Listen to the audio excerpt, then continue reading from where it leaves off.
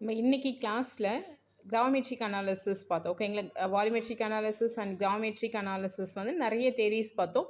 அப்படி தேரிஸ் பார்த்து அதுக்கான ஏஜென்ட்லாம் பார்த்ததுக்கப்புறம் ஒரு இம்பார்ட்டண்ட்டாக ஒன் பேஜில் வர மாதிரி அதோட ஷார்ட்கட்ஸ் வந்து நம்ம கொடுத்துருப்போம். ஓகேங்களா?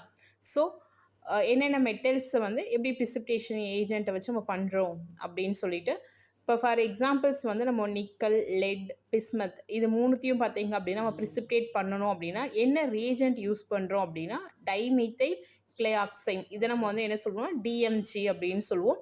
அப்போ நிக்கல் ப்ரிசிபிடேஷன் பண்ணுறதுக்கு டிஎம்ஜி, அப்போ நிக்கல் டிஎம்ஜி காம்ப்ளெக்ஸாக வந்து நமக்கு ஃபார்ம் பண்ணும். அதே மாதிரி லெட்டுக்கும் அதே மாதிரி பிஸ்மத்துக்கும் அதே மாதிரி.